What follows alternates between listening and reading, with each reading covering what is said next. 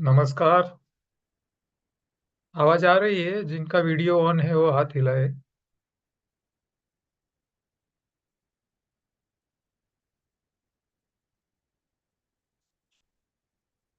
आप सबको आज की दिवाली के दिन शुभकामनाएं। हमारे लिए ये दूसरी दिवाली है। करीब 500 साल के बाद भगवान राम आज अपने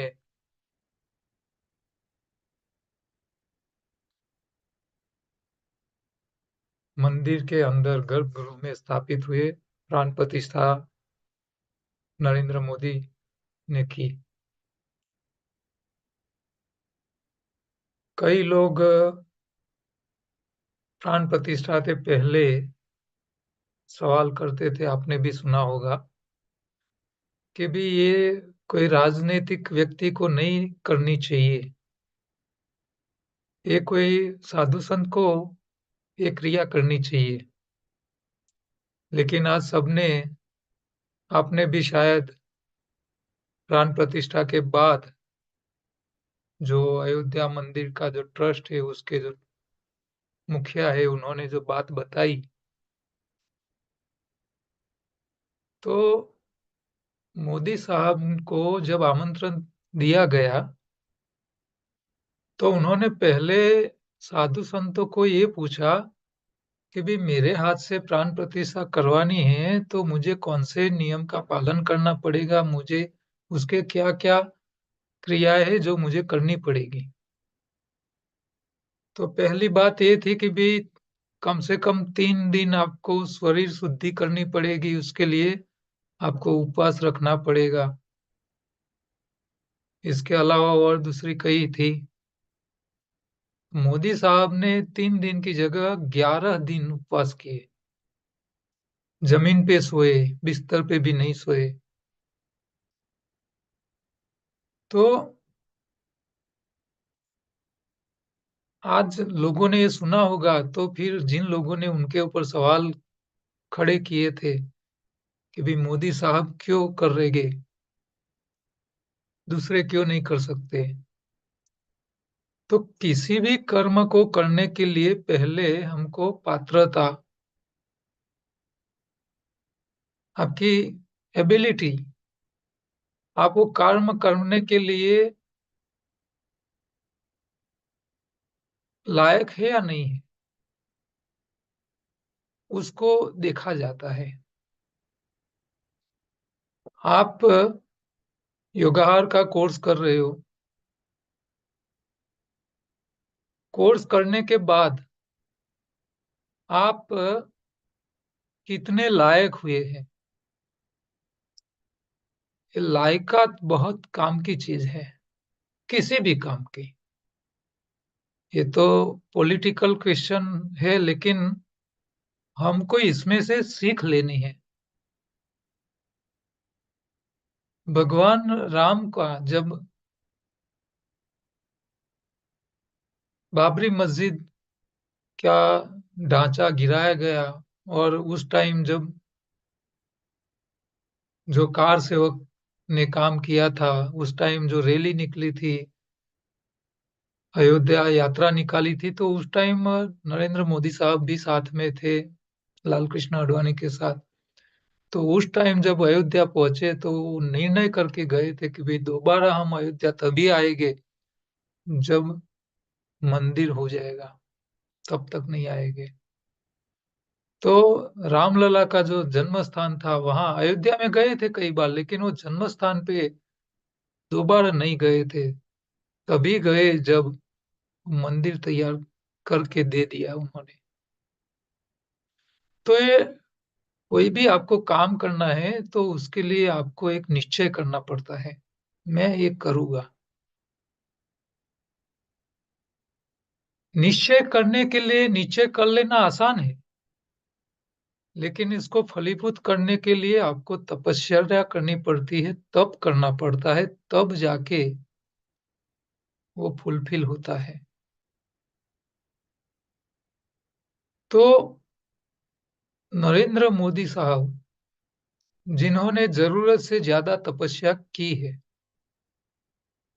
प्राण प्रतिष्ठा के लिए भी वो 11 दिन में भगवान राम अयोध्या से निकले और वनवास पूरा करके वापिस अयोध्या आए। और उन्होंने जहां जहां भ्रमण किया था वैसे वैसे अच्छे जो आध्यात्मिक लोकेशन थे वहां भी वो जाके हर स्टेट में वहां के रामायण के पात्र, रामायण की कथाएं के बारे में वहां जाके सुना। और फिर 11 दिन का उपवास, 11 दिन का तप करने के बाद वो प्राण प्रतिष्ठा करने बैठे। और मोदी साहब के बारे में तो बताया जाता है कि भी वो योगी ही पुरुष है, योगी पुरुष ही है। और ईश्वर ने उनको ये जिम्मेदारी दी है कि आप ये काम कीजिए। आपको गुफाएं में जाके या हिमालय में जाके तप करने की जरूरत नहीं है। ये देश के लिए सबसे बड़ा तप था। तो ये जो बातें हमको सुनने को मिल रही है,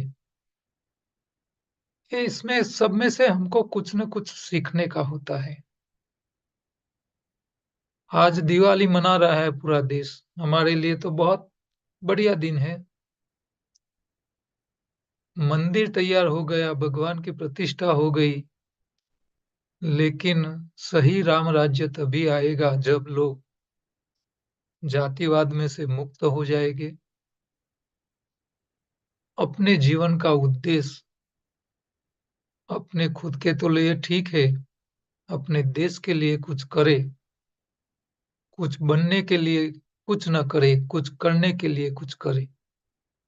ये मानसिकता जब तक नहीं आ जाएगी पूरे देशवासियों के मन में, तब तक ये सिर्फ प्रक्रिया ही रह जाएगी, कर्मकांडी रह जाएगा। राम राज अभी बनाने का बाकी है। इसमें उनका साथ दिया है उत्तर प्रदेश के मुख्यमंत्री योगी, तो वो भी एक संत स्वरूप है। हमको हम भी उसके एक हिस्से बन सकते हैं रामराज के, क्योंकि आपको ये योगाहार का जो सब्जेक्ट है वो सब्जेक्ट पढ़ने के बाद आपको आपकी अपनी सेहत तो ठीक रखनी है, हेल्थ अच्छी रखनी, ये तो सामान्य बाबत है। लेकिन मेन जो हमारी जो अपेक्षा है वो क्या है? हमारा जीवन का उद्धार। हम कुछ ऐसा करें इससे हमारे जीवन का मतलब निकले। ईश्वर ने आपको जन्म दिया है तो लोगों से कुछ और अलग करने के लिए दिया है। तो हम भी आज प्रण लेते हैं। मैंने तो करीब 10 साल पहले ले लिया था कि भी मैं जो कुछ करूँगा लोगों के लिए करूँगा। घर चलाने के लिए पैसे चाहिए, लेकिन वो एक मर्यादा होती है कि भी रोटी, कपड़ा और मकान, इससे ज्यादा नहीं चाहिए। लेकिन जो भी करूँगा ये लोगों के काम आए, लोगों को फायदा हुए, लोगों को गलत रास्ते जाने से बचाना है, अपने आत्मा का उद्धार करना है।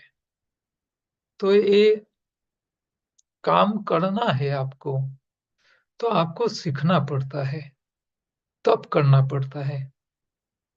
मैंने 10 साल तो इस काम शुरू किए हो गया, लेकिन इससे पहले सिविल इंजीनियर होने के बावजूद मैंने योग का अभ्यास किया, फूड एंड न्यूट्रिशन का अभ्यास किया, नेचुरोपैथी का अभ्यास किया। बाबा रामदेव जैसे योगी है, आप लोगों ने उनको देखा है कि वो पेट को गोल-गोल घुमाते हैं, नौली क्रिया करते हैं। पेट को घुमाना बहुत बड़ा काम है। तो ऐसी नौली क्रिया भी मैंने सीख ली। मैं कभी बाबा के पास नहीं गया। मैंने उनको सिर्फ टीवी में ही देखा था। तो लकुलिश योग यूनिवर्सिटी, मैंने पहले भी इस बात की जिक्र की थी। राजर्षि मुनि ने स्थापित की है, अहमदाबाद में है। वहाँ स्पेशल योग टीचर्स का कोर्स होता है, वो मैंने वहाँ किया था। तो हर चीज़ को सीखने के लिए आपको समय निकालना पड़ता है, उसकी पुस्तकें का अभ्यास करना पड़ता है और जब आप समय निकालते हो, अभ्यास करते हो, तो आपको दूसरा छोड़ना पड़ता है इसके सामने, तो वो है पैसा कमाना। क्योंकि वो जो समय है पैसा कमाने का, वो आप यहाँ इस्तेमाल करते हो। तो पैसा कमाना छोड़ना पड़ता है, तब आप कुछ नया सीख पाते हो, नया पढ़ पाते हो। तो ये भी एक प्रकार का तप ही है। ये सब किया जब हम 12वीं कक्षा में थे, तब ऐसा सोचते थे कि मैं पढ़ाई में तो अच्छा हूँ, तो मैं डॉक्टर बनूँगा। लेकिन ऊपर वाले की मर्ज़ी उस टाइम नहीं थी। तो उस टाइम गुजरात में नवनिर्माण आंदोलन चालू हुआ था। ये करीब 1985 की बात कर रहा हूँ मैं। नवनिर्माण आंदोलन हुआ, 2 साल आंदोलन चला, हमारी 12वीं कक्षा की पढ़ाई, स्कूलें सब बंद हो गई थी। आगे कुछ पढ़ नहीं पाए, गाँव चले गए। शहर में पढ़ने के लिए आए थे, लेकिन ये सब हुआ तो हम गाँव चले गए। सारा छूट गया और अचानक डिक्लेयर हो गई, एग्ज़ाम लेनी है। पढ़ाई छूट गई थी, कुछ नहीं कर पाए, डॉक्टर नहीं बन पाए उस टाइम। मान लो उस टाइम हम डॉक्टर बन भी गए होते, ये समस्या नहीं आती, तो हम उस टाइम एलोपैथी के डॉक्टर हो जाते और एलोपैथी के डॉक्टर हो गए होते तो आज बड़ी हॉस्पिटल या बड़ी पैसे वाले होते। लेकिन भगवान ने हमारी वो मर्जी नहीं सुनी। उस टाइम आंदोलन हो गया, हमारी पढ़ाई छूट गई। फिर सिविल इंजीनियरिंग किया।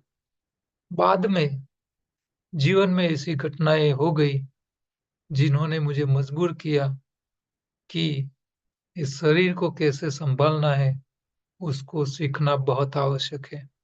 तो फिर हमने योग सीखा, नेचुरोपैथी सीखा, फूड एंड न्यूट्रिशन सीखा, पैसा कमाना छोड़ के।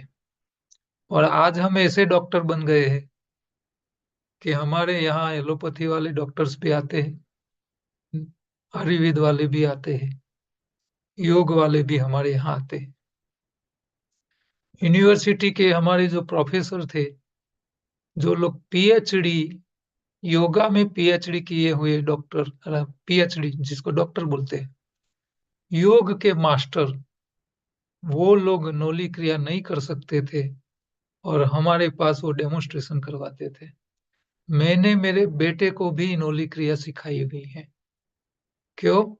क्योंकि नौली क्रिया एक ऐसी क्रिया है जो आपके मन को कंट्रोल, जिनका मन कंट्रोल में है वही वो कर सकता है और जिनका मन कंट्रोल हो जाता है, फिर वो जो तय करता है वो सारे काम कर सकता है।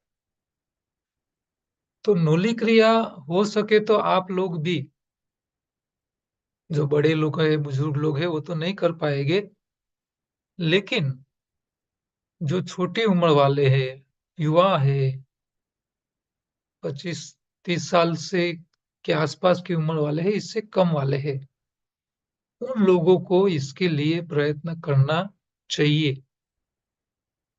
क्योंकि आपकी डाइजेस्टिंग सिस्टम जो है उसको एकदम परफेक्ट रखना है, तो आपको नौली क्रिया सीख लेनी चाहिए। इसका कैसे करना है उसका एक आध डेमो हम बाद में बताएगी आपको। मैं ऐसा मानता हूँ कि जो छोटे बच्चे होते हैं, बहुत छोटे, ये छोटे बच्चों को आप कोई भी चीज सिखाओगे तो वो जल्दी सीख जाते हैं। बड़े लोगों को फिर दिक्कत बहुत होती है। और जीवन में जो उपयोगी चीजें हैं, उसको तो खास करके पहले सीख लेना चाहिए। क्यों सीख लेना चाहिए? और नहीं सीखने से क्या होता है, उसका एक इंसिडेंट अभी थोड़े समय पहले हुआ है, उसके बारे में मैं आपको बताना चाहूंगा। बड़ौदा में, गुजरात, बड़ोदरा, वडोदरा उसको बोलते हैं, बड़ौदा सिटी है। सूरसागर तालाब तालाब में स्कूल की बच्चों के साथ उनके टीचर्स पिकनिक पे गए थे। अभी थोड़े दिन की ही बात है। तो वहां छोटे छोटे बच्चे, 5 साल, 10 साल, 12 साल के बच्चे, 5 से 15 साल के बीच वाले थे सारे बच्चे। वो बोट में बैठे तालाब की सैर करने के लिए। और जब वापिस आके किनारे पे पहुंचे थे, तब वो टीचर्स को ऐसा लगा कि लाओ सेल्फी ले लेते हैं सब लोगों की। तो उन्होंने, ये तो जब बातें आई है इससे मैं बता रहा हूँ, तो सेल्फी लेने के लिए बच्चों को बोला, बच्चों को एक साइड होने के लिए बोला। अब ये जो छोटे बच्चे हैं उनको ये पता नहीं होता है कि एक साथ भाग के सब इकट्ठा हो जाएंगे एक साइड पे होड़ी के, नाव के, तो बैलेंस बिगड़ जाएगा। वो बच्चों को भी पता नहीं होगा, मैम को भी पता नहीं आया होगा कि ऐसा कुछ हो जाएगा। और वो सारा लोड एक साइड हो गया और बोट पानी में उल्टी हो गई। करीब 13-15 बच्चे पानी में डूब के मर गए। इससे पहले, काफी समय पहले, मोरबी में जो झूलता पुल था, वो गिर गया था और काफी लोग मर गए थे। तो मैं इसमें मनुष्य की गलती तो देखता ही हूँ, लेकिन सबसे बड़ी गलती जो लोग मर गए हैं, जो भुगतते हैं, उनकी मैं बड़ी मानता हूँ। क्योंकि ये ज्यादा इसीलिए मर गए क्योंकि उन लोगों को तैरना नहीं आता था। मान लो ये गिर भी गए पानी में, लेकिन जो तैरने का उनका ये जो लर्निंग होता, उन्होंने उसका अभ्यास किया होता पढ़ाई के साथ साथ, तो आज इतने सारे बच्चे नहीं मर जाते। लेकिन हम बच्चों को अंग्रेजी सिखाने में बहुत ध्यान रखते हैं, पैसा खर्च करते हैं, लेकिन जीवन में जो काम की चीजें हैं, जो हर रोज काम में नहीं आती है, लेकिन जब कुदरती आपत्ति आती है उस टाइम वो काम में आती है, वो बातें हम नहीं सिखाते हैं। जापान में बच्चा चलना बाद में सीखता है, तैरना पहले सीख लेता है। तो ये जीवन की चीजें ऐसी है जिसको सीखनी बहुत जरूरी है, लेकिन उसके ऊपर हम फोकस ही नहीं रखते हैं। मान लो नहीं सीखा है, तो फिर आपको पानी में जाने से पहले सेफ्टी के जो टूल्स होते हैं, लाइफ गार्ड जो होते हैं, वो लाइफ गार्ड शरीर पे लगाए बिना पानी में जाना ही नहीं चाहिए। अब ये छोटी सी गलती नहीं पेरेंट्स को पता होती है, नहीं टीचर्स को पता होती है, तो हम जो सीखना है वो सीखते नहीं है। नहीं सीखना है उसके ऊपर ज्यादा पैसा भी खर्च करते हैं, और जब काम, बिना काम का बहुत कुछ सीख लेते हैं। मैंने मेरे बेटे को नौली क्रिया सिखा ली थी। क्यों? क्योंकि पेट को मजबूत रखो तो फिर आपको एक्सरसाइज, आसन, प्राणायाम, कसरत कुछ करने की जरूरत नहीं पड़ेगी। आपका डाइजेशन सिस्टम एकदम परफेक्ट रहेगा। तो ये जीवन में जो सीखने की बातें हैं, ये बहुत काम की है। आप बहुत पढ़े लिखे हो, लेकिन आपत्ति के समय आप अपने आप को कैसे संभालना है वो नहीं सीखा है तो कोई काम का नहीं। तो सच्चा जीवन का जो अभ्यास है वो यही है। ये योगाहार ऐसे देखा जाए तो ये कोई साइंटिफिक नहीं है। ये सब्जेक्ट साइंटिफिक नहीं है, लेकिन ये जो सब्जेक्ट है वो प्रैक्टिकल और नेचर के हिसाब से हमने जो देखा है, हमने अपने शरीर पे खुद को प्रयोग में डाल के जो जो सीखा है और जो समझा है वही सिखाने का प्रयत्न है। तो आज दिवाली का दिन है। हम एक प्रण करते हैं, सबको करना चाहिए। मैंने तो करके रखा है कि जीवन में जो उपयोगी चीजें हैं वो सब मैं सीखूंगा और लोगों को सिखाता रहूंगा और अपने जीवन को धन्य करूंगा, साथ साथ में दूसरों लोगों के जीवन का भी, उनका जीवन भी धन्य करने में सहाय रूप बनूंगा। आगे बढ़ते हैं। पिछली बार मैंने आपको एनाटॉमी में डाइजेस्टिंग सिस्टम के ऊपर थोड़ी बातें बताई थी। लीवर का क्या काम है, डाइजेस्टिंग सिस्टम में कौन से पार्ट आते हैं। लेकिन जो बाकी की जो सिस्टम है उसके ऊपर हमने कुछ बात नहीं कर पाए थे। आज एनाटॉमी में जो बाकी सिस्टम्स है उसके ऊपर थोड़ा थोड़ा ओवरव्यू लेंगे, क्योंकि हम ऐसे कोई बड़ी डॉक्टरी का अभ्यास नहीं कर रहे, एलोपैथी या आयुर्वेद का, कि भी पूरी सिस्टम को, शरीर के एक एक छोटे छोटे पार्ट को डिटेल में अभ्यास करे, उसको याद रखे और उसकी परीक्षा ले। आपको कोई टेंशन लेने की बात नहीं है। यहाँ मैं थोड़ी ओवरव्यू ही बताऊंगा कि भी कौन सी सिस्टम शरीर में कहाँ है, क्या करता है, उसके अंदर क्या क्या समस्याएं आ सकती है, उसके ऊपर थोड़ी थोड़ी ओवरव्यू आज के दिन लेंगे। आपको बहुत इसको याद रखने का या इसमें से अगले सवाल आएगी एग्जाम में, ऐसा कोई टेंशन ज्यादा लेने की आवश्यकता नहीं है। लेकिन हमको अपने शरीर को तो समझना पड़ेगा कि भी कहाँ क्या है।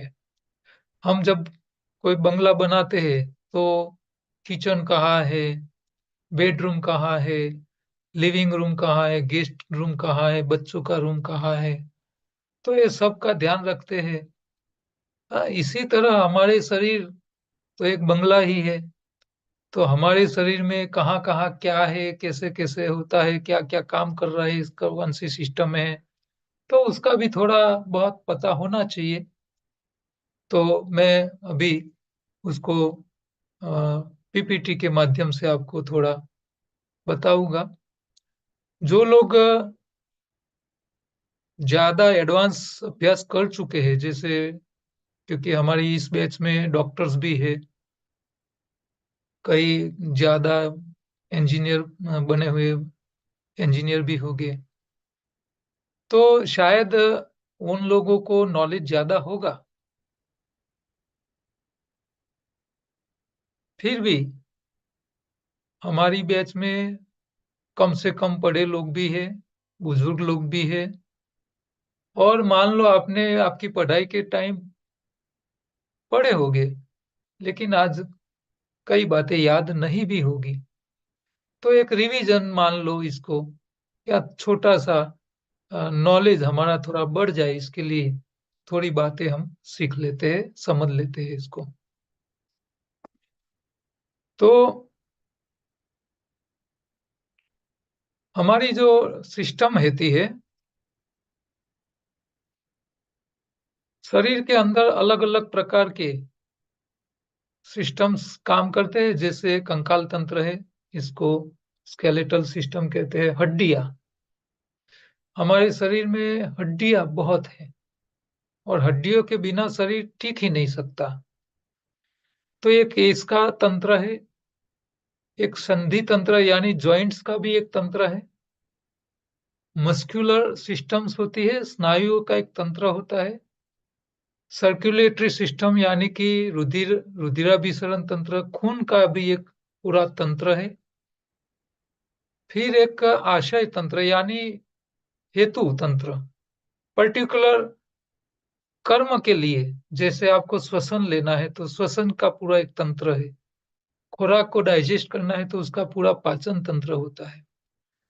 आपके शरीर में जो भी खुराक गया है, इसमें से जो कचरा बनता है, कचरा बचता है, बनता है, उसको निष्कासन करने के लिए एक यूरिनरी सिस्टम भी है। फिर शरीर से नया शरीर पैदा करना है, यानी क्योंकि कोई भी प्लांट है तो उसका सीड होता है, तो सीड में से नए प्लांट बनते हैं। कई प्लांट ऐसे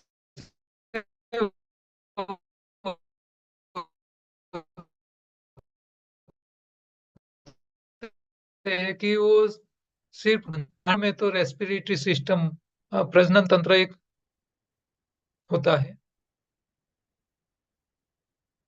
नर्वस सिस्टम होती है, चेताओं का एक पूरा तंत्र होता है, और इसके साथ साथ चेताओं के साथ ज्ञानेंद्रिय तंत्र भी एक काम करता है। एक ज्ञानेंद्रिय और नर्वस सिस्टम हम ऐसे तो देखा जाए तो एक ही है, उसमें बहुत ज्यादा अंतर नहीं है। तो कंकाल तंत्र में हड्डियां होती है, आपको ये चित्र में दिखाई दे रही है।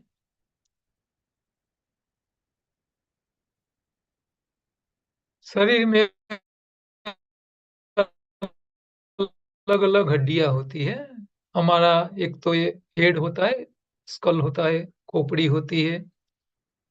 फिर ये पूरी पांसड़ी, रिब्स की हड्डियां होती है, जो आपके फेफड़ों को प्रोटेक्शन देती है। फेफड़ों को फूलने का और उसको प्रोटेक्शन देने के लिए भगवान ने बना के रखी है। फिर ये हाथ पैर की हड्डियां है, उंगलियों की हड्डियां है। सबसे बड़ी और काम की जो हड्डियां होती है वो है आपका मेरुदंड, यानी आपका जो मेरुदंड है वो दो काम करता है। आपके शरीर को टट्टार रखने में हेल्प करता है, और साथ साथ में आपके शरीर की पूरी नर्वस सिस्टम को, उसको अच्छी तरह हर जगह पहुंच पाए, इसके लिए उसकी ये व्यवस्था उन्होंने करके रखी है। फ्लेक्सिबल भी है, और फिर भी और पैरों में अलग अलग टाइप की हड्डियां होती है। तो ये जो हड्डियां होती है,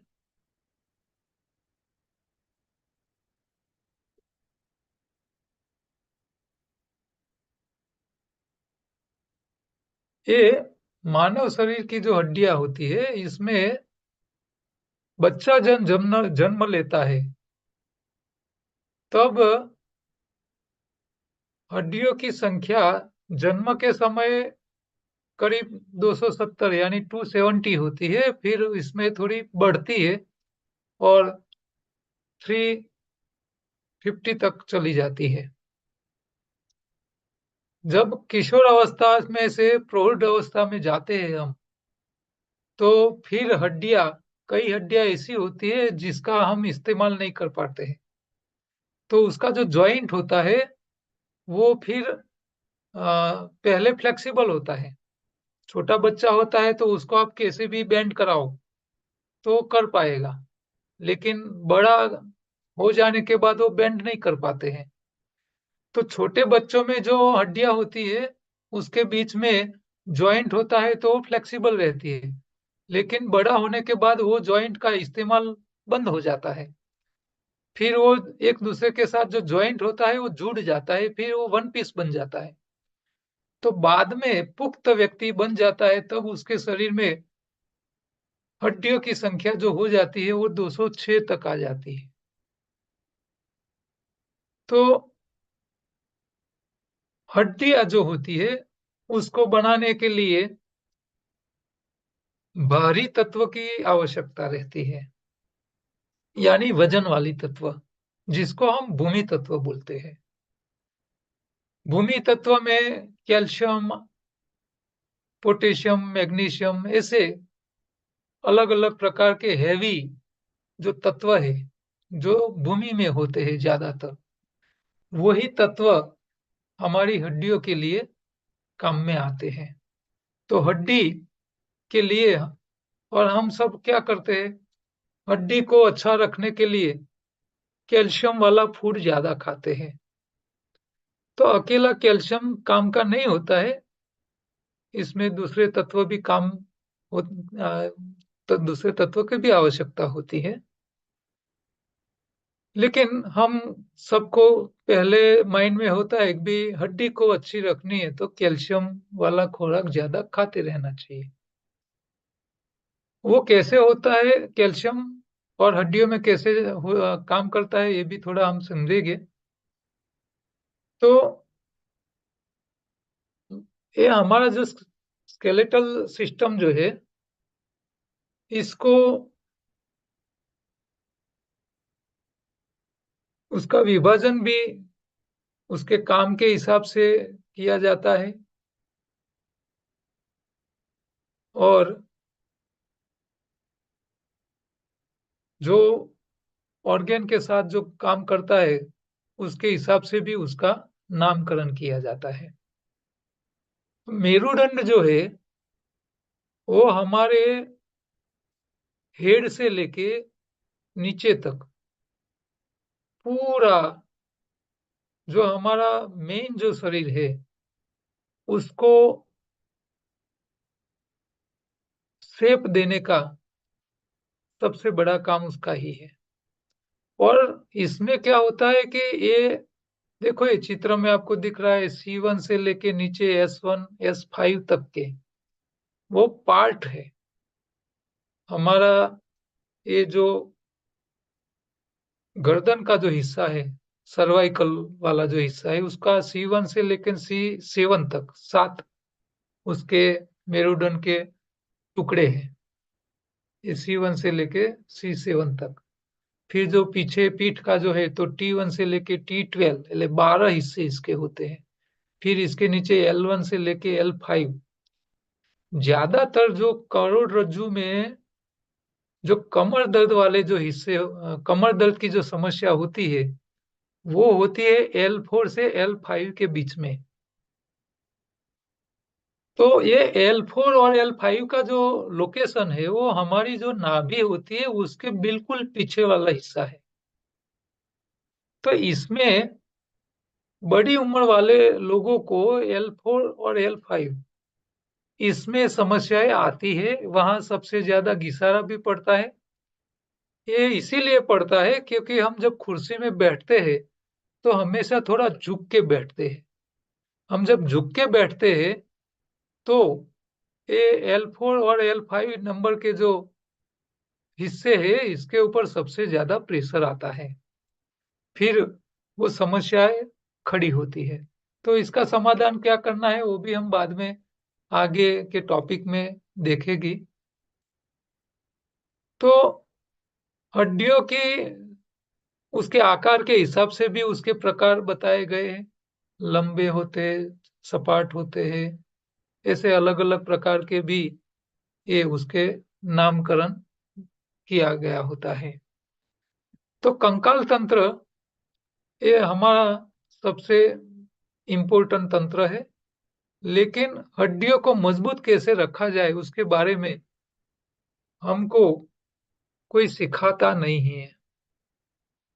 आप देखिए, घुटन, जॉइंट जब घिस जाते हैं घुटन के, तो फिर डॉक्टर क्या बोलता है, नी रिप्लेसमेंट, आपको रिप्लेस करना है।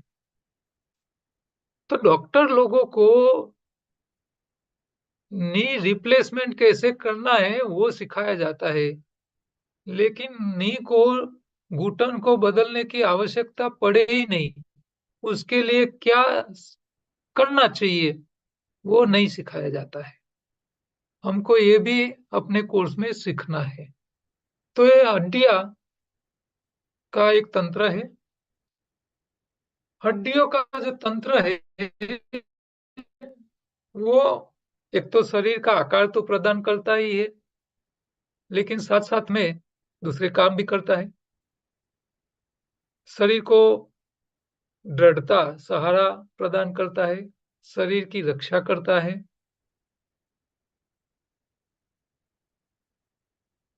पेशियों और शरीर को गति, पेशियों को संलग्न करना, यानी कि आपके अलग अलग जो ऑर्गेन है उसके जो मसल्स है उसको स्थिरता देता है। क्योंकि आपके हाथ को हिलाना है, पैर को हिलाना है, तो दो हड्डियां तो अलग अलग है, लेकिन ये दो हड्डियों के साथ मसल्स चिपके हुए होते हैं। तो ये मसल्स को वो सपोर्ट करता है। तो और आपको गति करनी है, यानी घूमना है, चलना है, दौड़ना है, तो दौड़ने के लिए अकेली हड्डियां काम नहीं आती है, उसके साथ मसल भी चिपके हुए होते हैं, वो साथ में काम करते हैं। तो एक दूसरे तंत्र को काम करने के लिए सपोर्ट भी करता है। तो ये ऐसे उसके काम होते हैं। साथ साथ में जो हड्डियां होती है उसके जो जॉइंट होते हैं, ये जॉइंट जो होते हैं उसकी डिजाइन भी भगवान ने बहुत बढ़िया बनाई हुई है। अब देखो, आपके हाथ को गोल गोल घुमा सकते हो, आगे पीछे कर सकते हो। ये कैसे कैसे प्रकार की आप टर्निंग ले सकते हो, यहाँ आपको ये चित्र में बताया हुआ है। देखो, हाँ, ये आपका हेड है, तो आपकी जो गर्दन है उसको आप ऐसे स्विंग कर सकते हो। तो उसकी जो पैटर्न है, ये ऐसे घुमाने की पैटर्न वाली डिजाइन भगवान ने बनाई हुई है। आप ये देखिए, तो आपके पैरों की जो जॉइंट है उसकी आप बॉल की जैसे देखो, ये एक अलग टाइप का जॉइंट है। आपके हाथ का जो है, तो उसकी एक पैटर्न कैसी होती है, किस तरह वो हिल सकता है, तो ये चित्र में ये दिखाया है। आपका जो पंजा है हाथ का, तो उसकी भी मूवमेंट आप किस तरह कर सकते हो, वो बताया है। तो ये अलग अलग टाइप के आपके पैरों की भी मूवमेंट आप ऐसे कर सकते हो। तो ये अलग अलग जो जॉइंट है वो अलग अलग मूवमेंट कर सकते हैं, अलग अलग पार्ट के। तो उसके हिसाब से भी उसके प्रकार बताए गए हैं। तो जॉइंट्स, हर हड्डियों के साथ दूसरी हड्डी जब जॉइंट लगता है तो उसकी एक अलग टाइप की मूवमेंट होती है। तो ये अलग टाइप की मूवमेंट करने के लिए साथ में उसके साथ लिगामेंट और मसल्स काम करते हैं। तो एक जॉइंट तंत्र होता है। फिर होती है मस्कुलर सिस्टम। हमारे शरीर के हर एक हड्डी को हिलन चलन करना है, हलन चलन करना है, तो इसके साथ पेशियां चिपकी हुई होती है। तो ये पेशियां जो है मस्कुलर, स्नायु, आपकी उंगली को हिलाना है तो उंगली ऐसे नहीं हिलेगी, वो स्नायु से हिलती है। स्नायु हिलते हैं तभी हड्डी हिलती है। लेकिन स्नायु को हिलने के लिए भी किसी और व्यक्ति को काम करना पड़ता है, और चीज को। तो ये स्नायु जो होते हैं उसके भी प्रकार है। एक रेखित है, यानी ऐच्छिक, आप इच्छा करो और वो हिले। दूसरे अनैच्छिक रेखा होते हैं, अरेखित। जैसे आपके स्टमक है, तो आपके स्टमक के अंदर जो स्नायु है वो आपके हिसाब से हिलते चालते नहीं है, वो अपने आप हिलते चालते हैं।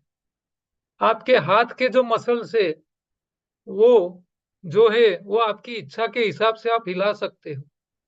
लेकिन जो हृदय के जो है मसल्स, वो जो है उसके ऊपर आपका कोई कंट्रोल नहीं है, वो अपने आप चलते रहते हैं।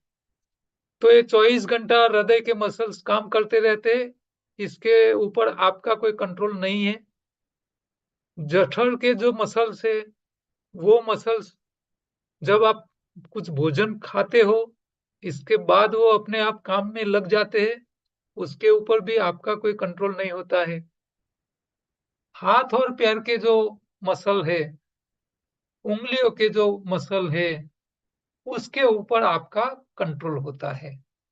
तो ये मसल्स जो होते हैं, स्नायु जिसको हम बोलते हैं, वो इस 3 प्रकार के होते हैं।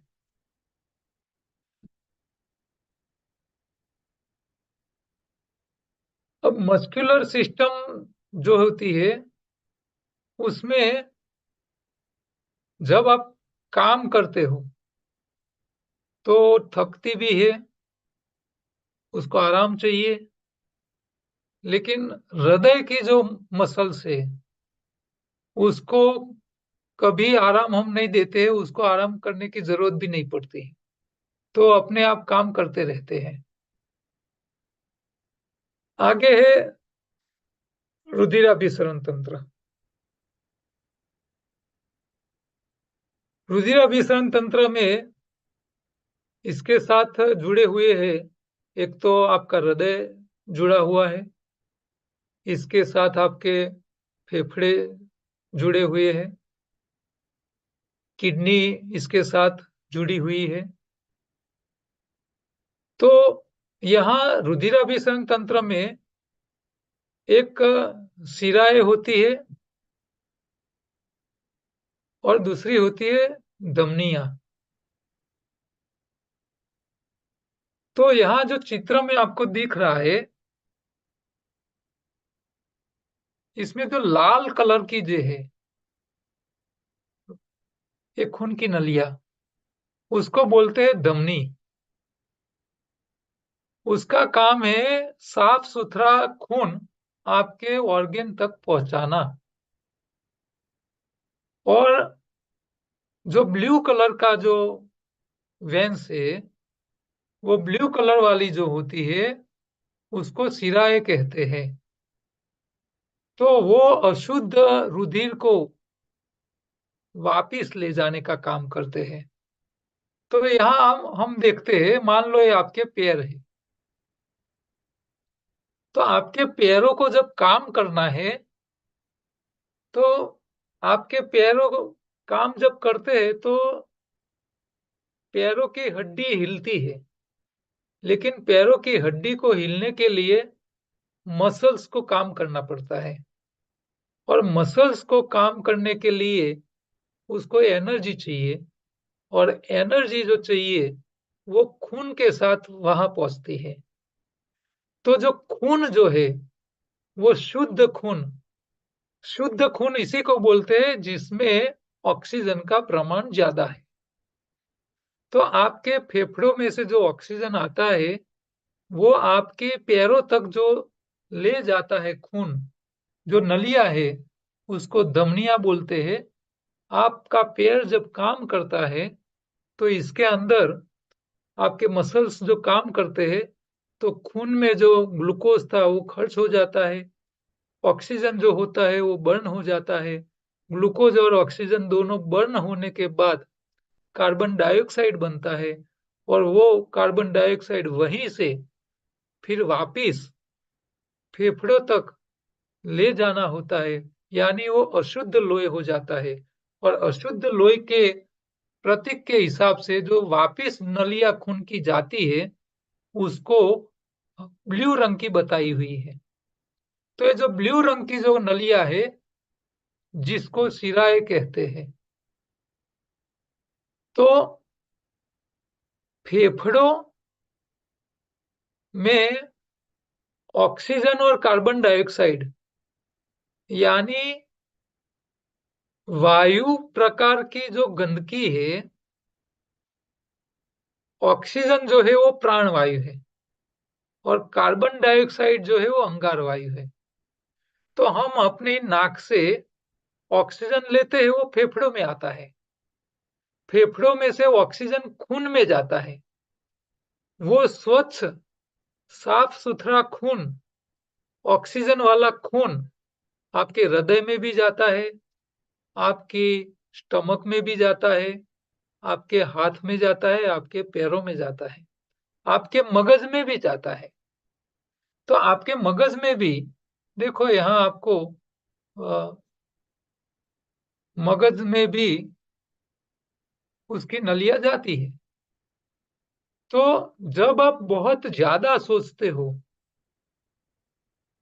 आप बहुत टेंशन में होते हो, आपको कम समय में कुछ ज़्यादा काम करने का होता है, तो उस टाइम आपके मगज में आप मज़दूरी करो और जितनी एनर्जी आपकी खर्च हो जाए, इससे ज़्यादा एनर्जी आपका मगज खर्च कर लेता है।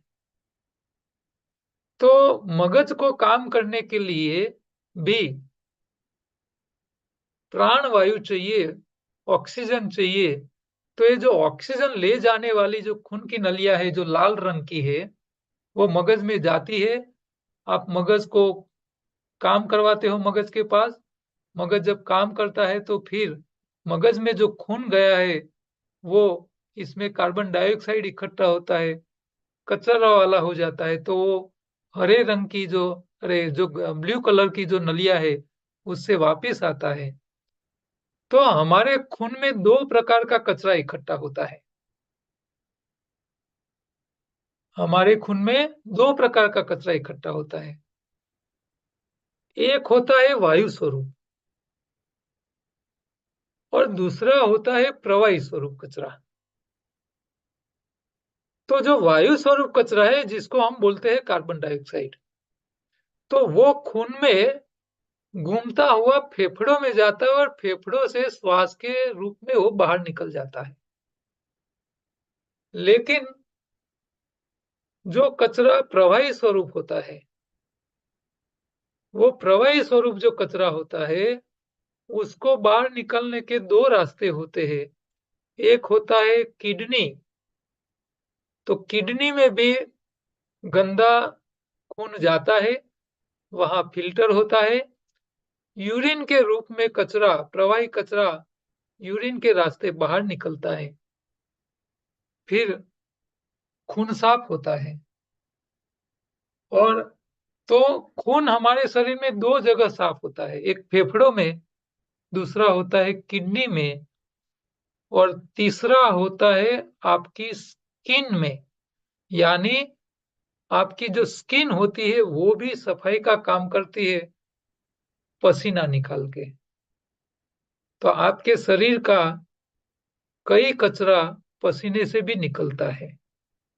तो ये रेस्पिरेटरी सिस्टम जो है जो सर्कुलेटरी सिस्टम है, रेस्पिरेटरी तो श्वसन तंत्र हुआ। तो ये जो खून का जो पूरा सिस्टम है, उसके साथ ये श्वसन तंत्र भी जुड़ा हुआ है। ये क्योंकि फेफड़े इसके साथ जुड़े हुए हैं। तो ये जो खून को जो घुमाने का काम है, उसके साथ हृदय भी जुड़ा हुआ है, आपकी किडनियाँ भी साथ में जुड़ी हुई है, फेफड़े भी इसके साथ जुड़े हुए हैं। तो फेफड़ों में क्या होता है? तो फेफड़ों में 2 प्रकार का खून, दोनों प्रकार अच्छा और खराब, दोनों खून को प्रेशर देके उसकी सफाई के लिए भेजना है और अच्छा खून जो साफ होके आया है, उसको दूसरे ऑर्गन तक पहुँचाने का काम आपका हृदय करता है। तो मान लो आपने फेफड़ों में से प्राण वायु बढ़ा, ऑक्सीजन आपने फेफड़ों में बढ़ा, तो जो ऑक्सीजन आपके फेफड़ों में आता है, वो जो खून की नलियों में जाता है, फिर वो ऑक्सीजन वाला खून आपके हृदय में जाता है। हृदय में वही लाल कलर वाला जो पाइप जो है, खून की नली है, वो आपके मगज में भी जाता है, आपके शरीर के हर ऑर्गन तक वो पहुँचाने का काम फिर आपके हृदय से धक्का देने के बाद होता है। तो हृदय का काम है उसको धक्का देके साफ खून को, शुद्ध खून को हर ऑर्गन तक पहुंचाना। अच्छा, मान लो आपके मगज में खून पहुंच गया, मगज ने काम किया, आपकी किडनी में पहुंच गया, आपके पैरों तक पहुंच गया, तो पैरों में से जो फिर गया खून अच्छा, लेकिन आपके पैरों ने काम किया तो वो खून क्या हो गया? कार्बन डाइऑक्साइड वाला। तो वो कार्बन डाइऑक्साइड वाला जो खून है वो नलियों में आगे बढ़ता है, आपके हृदय तक आता है और आपका हृदय उसी को धक्का देके फेफड़े तक पहुंचा देता है। तो फेफड़ों में जाता है वो कार्बन डाइऑक्साइड वाला खून, वहीं से कार्बन डाइऑक्साइड श्वास के रूप में बाहर निकल जाता है और फिर आप ऑक्सीजन लेते हो, तो ऑक्सीजन वाला साफ खून बन जाता है, फिर वो वापस शरीर के अंदर आ जाता है। तो हृदय का काम जो है वो दोनों प्रकार के खून का सप्लाई अटके नहीं और उसको प्रेशर से हर ऑर्गन तक पहुंचाने का काम है हृदय का। आपकी किडनी जो होती है वो आपके शरीर के खून में जितना भी लिक्विड कचरा है वो कचरे को बाहर निकाल के यूरिन के रूप में कचरा बाहर निकालने का काम यहाँ होता है। तो ये रुधिराभिसरण तंत्र, सर्कुलेटरी सिस्टम का काम है। श्वसन तंत्र इसी का ही एक भाग था। तो जब हम नासिका से श्वास लेते हैं, श्वास नली से फेफड़ों में जाता है, फेफड़ों में आपका ऑक्सीजन जाता है, ऑक्सीजन खून में बढ़ता है, खून में जो कार्बन डाइऑक्साइड था वो निकल जाता है, वो श्वासोश्वास से बाहर निकल जाता है। हम 16 से 20 बार पर मिनट हम श्वासोश्वास करते हैं। यानी नॉर्मल व्यक्ति 15 से 20 बार श्वास लेता है और छोड़ता है। तो फेफड़ों को भी काम करने के लिए इसके साथ मसल्स जुड़े हुए हैं। तो ये जो हृदय को काम करने के लिए, देखो यहाँ हृदय दबक रहा है, तो हृदय के जो मसल्स है वो मसल्स वो अपने आप काम करते रहते हैं। वो जन्म लेते हैं और उसकी मृत्यु हो जाती है, तब तक वो कभी विराम नहीं लेते। और जिस दिन विराम विराम ले लेते हैं उसी दिन थोड़े घंटों में आपके सगा संबंधी आपको स्मशान में पहुंचा देंगे। अब ये हृदय का जो मसल्स होते हैं वो आपके कंट्रोल में नहीं है, शरीर खुद ही उसको तय करके चलाता रहता है, उसको 1 मिनट का विराम नहीं देते। लेकिन जो लोग तपस्वी होते हैं, जो लोग मेडिटेशन में पावरदा होते हैं, ऐसे लोग अपने हृदय के धबकारे जो 15 से 20 के आसपास है, अरे हमारे हृदय के जो धबकारे होते हैं वो करीब 70 के आसपास होते हैं पर मिनट। हमारा हृदय 72 बार धड़कन लेता है। तो जो मेडिटेशन करने वाले लोग हैं वो लोग अपने हृदय के धड़कन को कंट्रोल कर सकते हैं। और मैंने ऐसे व्यक्तियों को देखा है जो लोग जब ध्यान में बैठ जाते हैं तो अपने हृदय की धड़कन को शून्य पे ले जाने की ताकत रखते हैं। ऐसे लोग भी मैंने देखे हैं और है। एक दिन ऐसे व्यक्ति मेरे हमारे एक दोस्त थे, वो अपने हार्ट पल्स को एकदम बंद कर सकते हैं धीरे धीरे करके, थोड़ी देर के लिए बंद कर देते हैं हृदय को, फिर दोबारा वो चालू भी कर सकते हैं। ये बात आप कोई एलोपैथी वाले डॉक्टर को बोलोगे ना तो माने ये ऐसा ही बोलेगा, ये हो ही नहीं सकता, क्योंकि उनके रिसर्च में ऐसा कभी कहीं देखा नहीं होता है। तो हृदय मनुष्य अपनी मेडिटेशन की ताकत से उसको कंट्रोल कर सकता है, लेकिन दूसरे कोई प्राणी अपने हृदय की धड़कन को कंट्रोल नहीं कर सकते। हाँ, हृदय की धड़कन कम या ज़्यादा करना वो शरीर खुद तय करता है। आपको पता होगा कि जब व्यक्ति गुस्से में आ जाता है ना, तब उसकी धड़कनें बढ़ जाती है। उसका बीपी बढ़ जाता है तो धड़कनें बढ़ जाती है, प्रेशर बढ़ जाता है। तो एक गुस्सा होने के टाइम उनके खून में ऐसे अंतःस्राव बढ़ जाते हैं, जिसके कारण हृदय ज़्यादा दबकने लगता है और उसकी धड़कनों का रेट बदल जाता है। अच्छा, जब व्यक्ति के मन के ऊपर कोई टेंशन नहीं होता है, एकदम शांति में है, एकदम मेडिटेशन में ध्यान में बैठा हुआ होता है या निद्रा में होता है, तब उसकी धड़कनें कम से कम होती है, स्लो मोशन में चलता है उस टाइम, ठीक है? तो ये व्यक्ति के ऊपर होता है। व्यक्ति जितना टेंशन लेगा, इसके ऊपर हृदय को काम करना पड़ता है।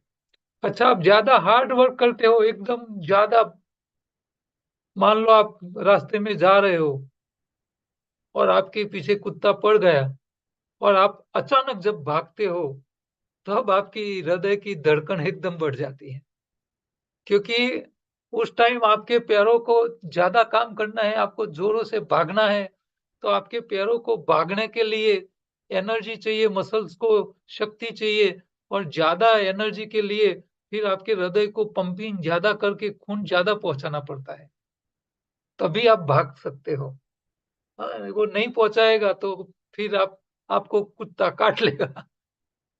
और जो लोग चल नहीं सकते ऐसे नॉर्मल कंडीशन में, आपने देखा होगा कि कई लोग ऐसे फरियाद करते हैं, अरे मेरे पैरों में इतना दर्द है, मैं तो चल भी नहीं पाता हूँ, धीरे-धीरे लकड़ी के सहारे चलता हूँ।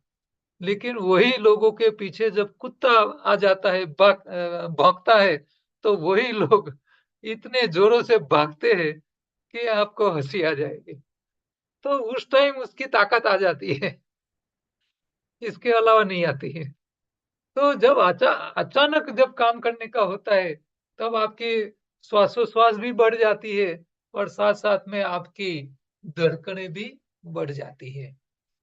तो यहाँ हमको क्या समझना है कि ऐसी कंडीशन में आपके हृदय फेल नहीं हो जाने चाहिए, आपके फेफड़े फेल नहीं हो जाने चाहिए, उस टाइम आपके पैरों के मसल्स भी फेल नहीं हो जाने चाहिए। वो सब एक-दूसरे को कोऑर्डिनेट करके आपको बचाए, ये तभी संभव होता है जब आपकी ये सब सिस्टम अच्छी तरह काम करती हो। आपकी श्वासोश्वास की प्रक्रिया, आपका रुधिराभिसरण तंत्र, ये सब जो है वो और आपकी सारी सिस्टमें अच्छी काम करती होती है, तो कोई समस्या नहीं आती है। और जिन लोगों को ये सिस्टम्स साफ-सुथरी नहीं है, अच्छी काम नहीं करती है, तो उनका हार्ट फेल हो जाता है। हाँ, तो फिर और आप देखिए अभी-अभी हार्ट अटैक में लोग बहुत मर रहे हैं। तो डॉक्टर्स बोलते हैं कि भई ओवर एक्सरसाइज़ करने से हार्ट फेल हो जाता है, ये बात गलत है। ओवर एक्सरसाइज़ से हार्ट फेल होना चाहिए ही नहीं, ठीक है? ये हमारी दूसरी गलतियों के कारण हो जाता है, तो इसको हमको समझना है। अच्छा, आगे डाइजेस्टिंग सिस्टम के बारे में तो पिछली बार हमने काफ़ी बात की थी, तो इसके ऊपर हम आज ज़्यादा बातें नहीं करेंगे। फिर भी यहाँ चित्र देख लीजिए, आपके यहाँ जो पाचन तंत्र के जो हिस्से हैं, इसमें आपका मुँह है, तलवा है, जिह्वा है, दाँत है, हाँ? फिर आपकी लार ग्रंथियाँ होती है। तो ये सब ये पूरे आपके मुँह के अंदर इतनी सारी चीज़ें हैं। फिर आपकी नलिका है, अन्ननली है, ये नली आपकी जाती है, आपके स्टमक में जाती है, आमाशय बोलते हैं उसको। फिर इसके साथ ये पैंक्रियाज होता है। फिर यहाँ आपका लीवर है, लीवर के साथ एक गोल ब्लैडर ग्रीन कलर का है, ये जो गोल ब्लैडर है, हाँ, आपके लीवर में जो रस बनता है वो आपके गोल ब्लैडर में इकट्ठा होके रहता है, और आप जब भोजन करते हो फिर वो गोल ब्लैडर का जो रस है वो आपकी आंतों में पहुंच जाता है। तो आमाशय में भी एक पाचन रस पैदा होता है। तो आमाशय यानी स्टमक में जब पाचन रस आता है तब डाइजेशन का काम शुरू हो जाता है। यहाँ एक बात ये भी समझ लो आप कि हम कुछ खाना खाते हैं तब आमाशय में यानी जठर में स्टमक में पाचक रस आने चाहिए, लेकिन हमने शरीर को ऐसे हैबिट में डाल दिया है कि टाइम हो जाता है और हमारे जठर में पाचक रस आने शुरू हो जाते हैं। जैसा समय हो गया खाने का तब वो शुरू हो जाता है, आप नहीं खाते हो तभी भी वो आ जाते हैं। तो ऐसा क्यों होता है इसके बारे में भी हम बाद में चर्चा करेंगे। नियम ऐसा कहता है कि आप जब कुछ खाओ तभी आपके स्टमक में पाचक रस आने चाहिए, लेकिन हमको समय पे आ रहे हैं, उस टाइम आपको कुछ न कुछ खा लेना पड़ता है, नहीं खाते हैं तो आपकी पित्त बढ़ जाती है, एसिडिटी बढ़ जाती है, फिर आपको हेडेक होने लगता है और मसल्स खींचने लगते हैं। तो ये सब क्यों होता है इसके ऊपर भी हम चर्चा करेंगे।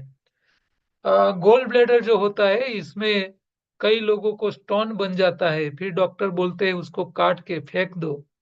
हाँ, अब आप गोल ब्लैडर को काट के फेंक दोगे तो आपके जो लीवर में जो रस बन रहा है वो आपके आंतों में कंटिन्यूअस आता ही रहेगा, उसको पर्टिकुलर समय पे आना है वो नहीं आएगा, फिर आपको कंटिन्यूअस थोड़ा थोड़ा पूरा दिन थोड़ा थोड़ा थोड़ा खाता रहना पड़ेगा। तो वो लोग गोल्ड ब्लैडर को निकालने के टाइम ऐसा बोलते हैं, ये इसका कोई काम नहीं है, निकाल दो। तो वो काम का ही नहीं है। डॉक्टर ऐसा बोल के ऑपरेशन करके काट देते हैं। अब काम का होता ही नहीं तो भगवान इसको क्यों बना के देता? पहले ये सोचना चाहिए आपको, ठीक है? उसको कटवाना नहीं चाहिए आपको। तो ये पाचन तंत्र में दूसरी होती है छोटी आंत जो काफी लंबी होती है, बड़ी आंत होती है वो भी करीब 3.5-4 फीट की लंबी होती है, और आपका गुदा मार्ग होता है, रेक्टम का भाग जहां से मल बाहर निकलता है। अब ये पाचन तंत्र में दो चीजें और होती है, एक होती है हमारे गले में होती है टॉन्सिल, और हमारे गुदा मार्ग में होते हैं पाइल्स। ये टॉन्सिल और ये पाइल्स, ये दो ये ऐसे ऑर्गन में बताए नहीं जाते हैं, लेकिन वो जब दोनों बढ़ते हैं, मान लो आपको बार बार टॉन्सिल बढ़ जाता है तो उसको भी डॉक्टर काट देते हैं। आपके गुदा मार्ग में मल मार्ग में पाइल्स बड़े हो जाते हैं तो भी डॉक्टर उसको काट देते हैं। तो ये दोनों को कटवाना नहीं चाहिए, क्योंकि ये दोनों हमारे सिग्नल है बॉडी के कि आपके शरीर में कफ बढ़ गया है तो आपके टॉन्सिल बड़े हो जाते हैं, और आपके शरीर में जब पित्त बढ़ जाता है तब आपके पाइल्स बड़े हो जाते हैं, फैलते हैं, फूलते हैं। तो वो आपको सिग्नल देते हैं कि आपके शरीर में कुछ गड़बड़ी हुई है तो आप अभी रुक जाओ। लेकिन हम जब दोनों को काट के फेंक देते हैं तब आपको पता ही नहीं चलता है कि आपके शरीर में पित्त बढ़ रहा है, आपके शरीर में कफ बढ़ रहा है। तो ये सिग्नल नहीं होने के हिसाब से बाद में हमारे शरीर में दूसरी और नई समस्याएं खड़ी होने लगती हैं। तो किसी भी शरीर के ऑर्गन को आपको काटना नहीं चाहिए। यूरिनरी सिस्टम में मैंने आपको बोला इसी तरह कि आप जब कुछ काम करते हो, आपके शरीर के मसल्स जो काम करते हैं, आपने जो खुराक खाया है इसमें से जो लिक्विड डाइजेस्ट हो जाता है, खून में जाता है भोजन, वो खून में जाने के बाद या तो वो एनर्जी में खर्च हो जाता है, या तो आप का मेंटेनेंस में खर्च हो जाता है आपका फूड। लेकिन वो जब उसका जो कचरा बच जाता है, जो दोनों में से कहीं इस्तेमाल नहीं होता है, तो वो लिक्विड रूपी जो कचरा हो जाता है, वो कचरा आपकी किडनी यूरिन के रास्ते कचरे के रूप में यूरिन के रास्ते बाहर निकाल के दे देती है। तो हमारा जो यूरिनरी सिस्टम है, उसका काम ये है। लास्ट में ये रिप्रोडक्टिव सिस्टम, प्रजनन तंत्र जिसको जनन तंत्र भी बोलते हैं। तो स्त्री और पुरुष में दो अलग प्रकार के तंत्र होते हैं। पुरुष में जो होते हैं, इसमें टेस्टिस होते हैं जो शुक्र अ, शुक्राणु जो होती है, वो शुक्राशय में पैदा होते हैं, शुक्र अंग जो बोलते हैं उसको। और वो शुक्राणु ये ऊपर जाके फिर प्रोस्टेट के पास जो एक दूसरा शुक्राशय का स्टोरेज होने की एक जगह होती है, वहां वो स्टोर हो जाता है। तो जब वो काम करते हैं, स्त्री के साथ मिलते हैं, तभी वो शुक्राणु मैथुन करते हैं पुरुष, तब वो मूत्र नली के रास्ते ही शुक्र कोष बाहर निकलते हैं। तो प्रजनन तंत्र में पुरुषों के अंदर ये जो मूत्र का जो रास्ता है, यूरिन का रास्ता है, वही रास्ते से ही आ, ये शुक्र कोष बाहर निकलते हैं और स्त्री के गर्भ के अंदर गर्भाशय में जाते हैं। तो भगवान ने मेल और फीमेल में एक दो एक डिफरेंस होता है। स्त्रियों में क्या होता है, तो अंडाशय में अंडा तैयार होता है जिसको ओवरी बोलते हैं। ओवरी में अंडा तैयार हो जाता है, वो फेलोपियन ट्यूब जो होती है वहां से जाके फेलोपियन ट्यूब में जाता है। पुरुष का जो शुक्राणु होता है, वो वेजिना से होके अंदर गर्भाशय से होके अंदर फेलोपियन ट्यूब तक पहुंच जाते हैं और वहां अंडे को फलित करते हैं। फिर वही अंडा गर्भाशय में आके वहां स्थिर होता है। फिर वहां बच्चे का ग्रोथ होता है। तो ये रिप्रोडक्टिव सिस्टम में इतना स्त्री और पुरुष में फर्क होता है। नर्वस सिस्टम जो होती है हमारी शरीर की, ये नर्वस सिस्टम भी शरीर के हर एक ऑर्गन के साथ जुड़ी हुई होती है। और ये हमारे नर्वस सिस्टम का मेन जो पार्ट है, वो है हमारा मस्तिष्क।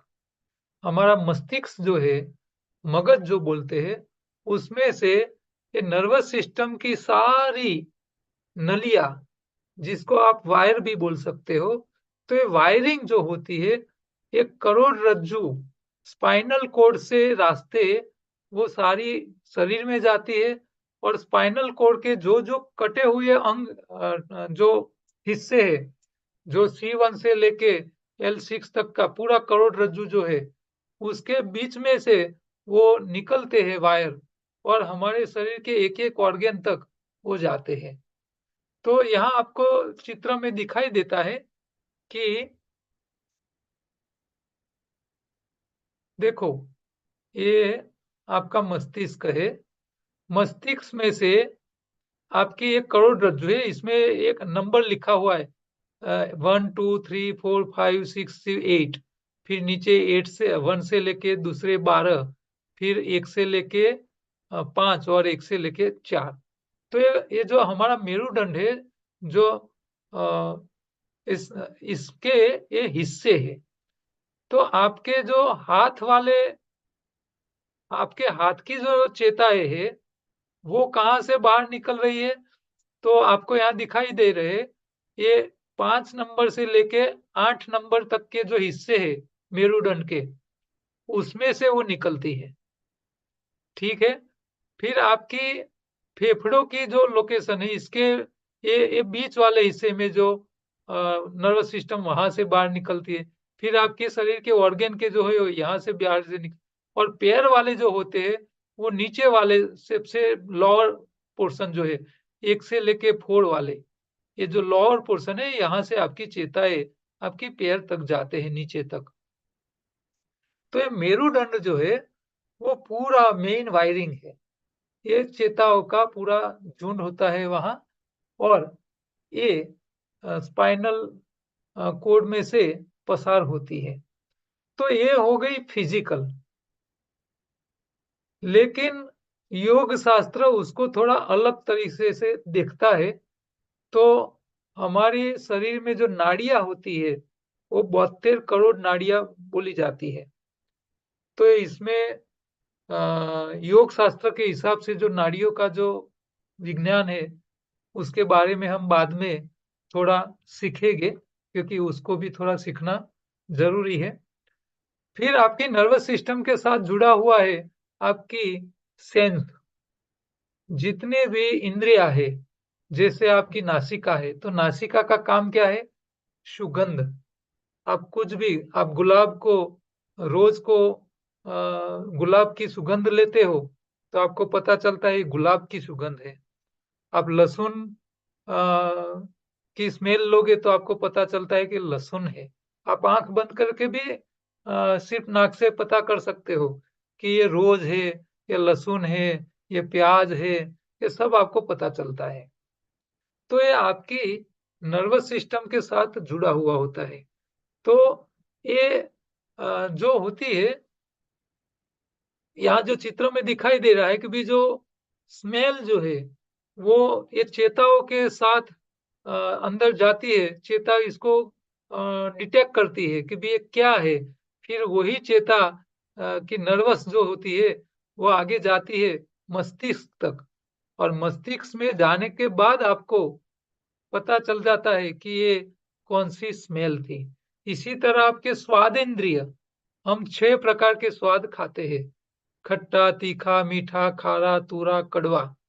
तो ये 6 से जो स्वाद है, हमारे शरीर में उसकी स्वादेंद्रिय अलग-अलग जगह है। आप जब कुछ स्वीट लेते हो, तो जीभ के ऊपर उसके जो टेस्ट को पहचानने की जो टेस्ट पोर होते हैं, टेस्ट बड्स होते हैं, वो ये जीभ के ऊपर नीचे जो ये बाहर के हिस्से में स्वीट के होते हैं, साइड में जो ब्लू कलर के दिखाए हैं वो सॉल्ट के हैं, एक खारा है और ये बीटर कड़वा जो होता है पीछे होता है। तो ये स्वाद भी आप जब तय करते हो, आपका शरीर उसको पहचानता है, तो वो नर्वस सिस्टम के साथ जुड़ा हुआ होता है और मगज तक उसका सिग्नल जाता है, तभी आपको पता चलता है। इसी तरह आप दृष्टि, आप कुछ देखते हो, तो देखने की सिग्नल्स भी आपकी आँखों के हिसाब से आपके मगज तक जाता है। जो लोग अंधे होते हैं, वो लोग देख नहीं पाते हैं, लेकिन वो स्मेल, उसके वाइब्रेशन, उसकी स्किन से टच करके भी उसको वो पहचान लेते हैं कि भी ये क्या है। मैंने ऐसे लोगों को देखा है जिन लोगों की आँखें नहीं हैं, लेकिन वो कलर को भी पहचान लेते हैं कि भी ये कलर ऐसा है। तो उनकी जो दूसरी जो सेंस है, जो वो काम करती है, छठी इंद्रिय इसको हम बोलते हैं। तो ये जो आपका आँख का जो सिस्टम है शरीर के अंदर, तो बाहर की जो चित्र है, मान लो ये पत्ता है, पत्ती है, तो पत्ती का चित्र आपकी आँखों के लेंस में जाता है, फिर वो एक साइड फ़ोकस होता है, फ़ोकस होने के बाद फिर उसकी ये चेता जो होती है, ये ये जो आपका जो आई का बॉल है, वहाँ उसका चित्रण होता है, फिर वहाँ से वो आपकी नर्वस सिस्टम में उसके सिग्नल जाते हैं, फिर आपको ऑप्टिक नर्वस ब्रेन तक चली जाती है। फिर आपको पता चलता है कि भी पत्ती है, हाँ, ये जो अपना जानवर है, ये पहाड़ है, ये नदी है, वो सब देख के आपको पता चलता है। तो आपकी आँख भी नर्वस सिस्टम के साथ जुड़ी हुई है। इसी तरह आपकी श्रवण इंद्रिय, आप जो कुछ सुन पाते हो, तो उसके इसके साथ भी ये नर्वस सिस्टम जुड़ी हुई है। तो आवाज़ से हम चौक्कस प्रकार के जो आवाज़ के वेव्स होते हैं, जिसकी वेव लेंथ होती है। तो ये पूरी दुनिया का जो अस्तित्व है, वो एक प्रकार के वेव्स के ऊपर ही बना हुआ है। अब प्रकाश होता है तो वो भी एक प्रकार का वेव है। आप आवाज सुनते हो तो वो भी एक वेव है। आप एक्स-रे देखो तो वो भी एक प्रकार का वेव ही है। एक मैग्नेट होता है तो उसके भी एक वेव होते हैं। तो उसको मोजा बोलते हैं गुजराती में। तो ये जो तरंगे हैं, हिंदी में उसको तरंग बोलते हैं। तो पूरी दुनिया जो है, वो तरंग से बनी हुई है। अब देखो मैंने शुरू में आपको एक बताया था कि कोई भी एटम है तो इसका 3 हिस्से होते हैं, इलेक्ट्रॉन होते हैं, प्रोटॉन होते हैं, न्यूट्रॉन होते हैं। तो ये इलेक्ट्रॉन जो है ना वो भी एक तरंग है, वो कोई सॉलिड मटेरियल है नहीं। प्रोटॉन भी एक तरंग है। अच्छा सूर्यदेव जो भगवान सूर्यदेव जो हमको ऊर्जा देते हैं, तो सूर्य जब प्रकाश ले आता है, तो ये जो फोटोन है, जो प्रकाश आता है, वो प्रकाश वो भी एक तरंग है। आवाज भी एक तरंग है। तो एक तरंग की एक लेंथ होती है, वो लेंथ हमारी जो कान होते हैं वो चौक्कस प्रकार की तरंग के वेवलेंथ जो है उसी को ही पहचान पाती है। इससे ज्यादा तरंग लंबाई या कम तरंग लंबाई वाले आवाज हम नहीं सुन पाते हैं। हमारे कान की एक मर्यादा होती है। इसी तरह हमारी आंखों की भी मर्यादा है। बिल्ली होती है तो बिल्ली रात को भी देख सकती है, अंधेरे में भी। हम नहीं देख सकते हैं। तो ये तरंगों को पहचानने की ताकत है। तो कान भी तरंग को पहचानता है, आपकी आंख भी तरंग को पहचानता है और जो अंधे लोग होते हैं उनकी तो स्किन भी, हाँ, यहाँ देखो टच, स्पर्शेंद्रिय, तो स्किन भी उसको पकड़ लेती है। आप कोई गर्म चीज को टच करते हो तो तुरंत आप वापिस आपका हाथ, आपकी उंगली वापिस आ जाती है। तो इमीडिएट ये कितनी कम समय में उसका रिएक्शन आ जाता है। 1 सेकंड के 1000वें भाग में तुरंत रिएक्शन आ जाता है। जैसे आपने कुछ ठंडे को टच किया तो तुरंत पता चलता है ठंडा है। कोई गर्म चीज को पता किया तो तुरंत पता चल जाता है, तुरंत आपका हाथ वापिस आ जाता है। तो ये स्पर्शेंद्रिय वो भी आपकी चेताओं के साथ जुड़ा हुआ है। अच्छा, आपकी रुधिराभिसरण तंत्र में साथ में एक बात बताने की रह गई, ये है कि आपके खून के अंदर 2-3 चीजें जो काम की है, वो है खून का लिक्विड, ब्लड का जो लिक्विड होता है उसको बोलते हैं प्लाज्मा। इसके साथ रेड ब्लड सेल होते हैं जिसको हम हीमोग्लोबिन कहते हैं। फिर व्हाइट ब्लड सेल भी होते हैं और प्लेटलेट्स भी होते हैं। प्लेटलेट्स जो होते हैं उसका जो आकार होता है वो हमारे गुजराती में जो एक रसोई आइटम बनती है जिसको बोलते हैं समोसा। तो ऐसे त्रिकोण आकार होते हैं प्लेटलेट्स। तो ये त्रिकोण आकार इसीलिए होते हैं कि आपकी खून की नलियां जो होती है वो अपनी बाल से भी पतली होती है, बाल से भी पतली। और जब वो फट जाती है तो खून अंदर ब्लीडिंग शुरू हो जाता है। तो उसको बंद करने के लिए ये प्लेटलेट्स काम में आते हैं। वो त्रिकोण आकार होते हैं। आपने कभी आप कोई पोर्ट या दरिया किनारे बंदर होते हैं जो जहाज आते जाते हैं, तो बंदर की जो जेटी बनती है, तो वहां आपको ऐसे त्रिकोण आकार पत्थर डाले गए होते हैं। ये ये पानी के अंदर बड़े-बड़े त्रिकोण आकार के 5 या 4 बाजुओं वाले बड़े-बड़े पत्थर, आप मुंबई की चौपाटी पे जाए तो वहां भी आपको ऐसे देखने को मिलेंगे। तो ऐसे समोसे आकार के बड़े-बड़े लंबे हाथ वाले ऐसे बड़े पत्थर होते हैं। तो ये ऐसे आकार इसीलिए होता है कि एक दूसरे के साथ पकड़ में आ जाए। तो ये प्लेटलेट्स का आकार भी ऐसा ही है, अनइवन होता है, कोई फिक्स आकार नहीं होता है। तो जहां-जहां आपकी खून की नली में जहां ब्रेक डाउन हुआ है, तो वो उसको लॉक करने के लिए ऐसे अनइवन आकार वाले प्लेटलेट्स वहां पहुंच जाते हैं फिर उसको लॉक करते हैं और आपकी ब्लीडिंग को कंट्रोल कर लेते हैं, बंद करते हैं। ब्लीडिंग बाहर, शरीर के बाहर भी हो सकती है, ब्लीडिंग शरीर के अंदर भी हो सकती है। तो ये प्लेटलेट्स का काम होता है आपकी ब्लीडिंग को कंट्रोल करना, जहां भी ब्रेक डाउन हुआ है नर्व आपकी खून की नलियों में, उसको बंद करने का। व्हाइट ब्लड सेल जो होते हैं वो आपके सैनिक हैं। आपके शरीर में जब कोई बाहरी तत्व घुस जाते हैं, दुश्मन घुस जाते हैं, आ, तो उनको मार गिराने के लिए आपके व्हाइट ब्लड सेल होते हैं। आपके व्हाइट ब्लड सेल का क्वांटिटी ज्यादा है तो इसका मतलब आपके शरीर के अंदर दूसरी कोई चीजें जो चौक्कस कोई वायरस या कोई चौक्कस प्रकार की बैक्टीरिया वो घुसे तभी उसका वो बढ़ जाते हैं। प्लेटलेट्स का काम ये है, व्हाइट सेल का ये है, और ब्लड सेल जो रेड कलर का है जिसको हम खून बोलते हैं ज्यादातर, तो ये खून जो है जिसको हम हीमोग्लोबिन बोलते हैं, उसका काम है ऑक्सीजन ले जाना, कार्बन डाइऑक्साइड को फेफड़े तक, शरीर में से कार्बन डाइऑक्साइड को फेफड़े तक ले जाना, और फेफड़े से ऑक्सीजन को शरीर के हर ऑर्गन तक ले जाने का। इसके साथ साथ आपके शरीर का जो ग्लूकोज है उसको भी थोड़ा कन्वे करने का काम इसके साथ साथ होता है। तो ये सारी बातें हमने आज हमारी जो एनाटॉमी है, शरीर के जो ऑर्गन है, उसके बारे में हमने थोड़ा थोड़ा समझने का प्रयत्न किया है।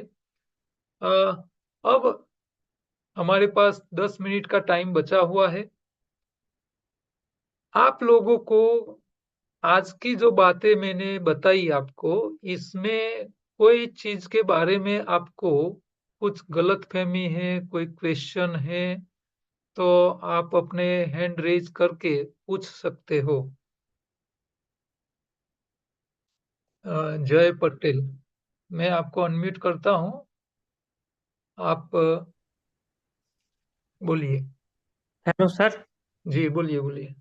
हाँ सर, मैं ये जो आपने बता रहे स्लाइड, ये क्या बुक में होगा ये सब लिखा हुआ? नहीं, ये बुक में ये बातें नहीं होगी। लेकिन इसकी जो पीपीटी है वो हम ग्रुप में शेयर करने वाले हैं, आप उसकी चिंता मत कीजिए। और इसमें ये जो बुक के अलावा की जो मैं बता रहा हूँ, वो इसमें से ज्यादातर हम हम्म। कोई ऐसे एग्जाम पे ज्यादा पूछने वाले नहीं है, क्योंकि जो महत्व का जो है, हमारा हम्म। मेन उद्देश्य क्या है कि शरीर को कैसे संभाला जाए, बीमारी क्यों होती है, बीमारी के पीछे कौन से कारण जिम्मेदार है, और बीमारी को ठीक करने के लिए हमको क्या क्या एक्शन लेना है, और पेशेंट को क्या ट्रीटमेंट देनी है।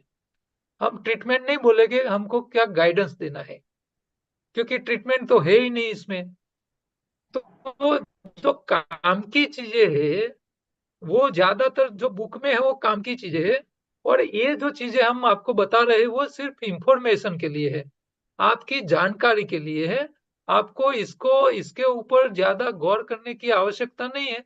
हमारे शरीर में कौन से ऑर्गन किस तरह काम कर रहे हैं वो थोड़ा समझने के लिए मैं सारी बातें ये आपको समझा रहा हूँ। और ये एनाटॉमी का आज का लास्ट रहेगा, फिर आगे हम एनाटॉमी पे ज्यादा कुछ बातें नहीं करेंगे। हम अब आगे जो बात करेंगे वो हमारी शरीर की रचना कैसी है, नेचर के हिसाब से क्या है, नेचर के हिसाब से हमारे शरीर को क्या फूड खाना चाहिए, किस तरह खाना चाहिए, कब खाना चाहिए, कैसे खाना चाहिए, कौन से फूड से क्या होता है, कौन से फूड की इफेक्ट्स क्या होती है, कौन से फूड किस व्यक्ति को, कौन से बीमारी वाले को खाना चाहिए, कौन से बीमारी वालों को ये फूड नहीं खाना चाहिए, ये सब को समझने का प्रयत्न करेंगे।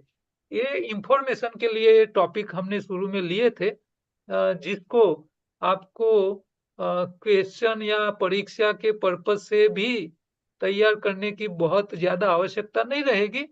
छोटे मोटे 5-10% ही ऐसे कोई सवाल निकलेंगे जिसको शायद आएंगे, बाकी ऐसे कोई टेंशन लेने वाली बात नहीं है।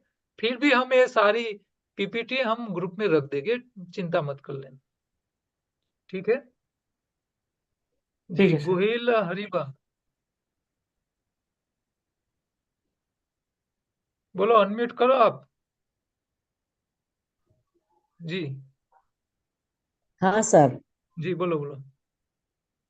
આપણે હિન્દીમાં જે લખ્યું છે ને તમે કે जी ધબકારા 16 થી 20 જ હોય છે, नहीं नहीं એવું नहीं, કંઈક લખ્યું છે ધબકાरा તમે? नहीं, શ્વાસોશ્વાસ। હા, અચ્છા, એ શ્વાસોશ્વાસ મિનિટમાં એટલા થાય છે ને?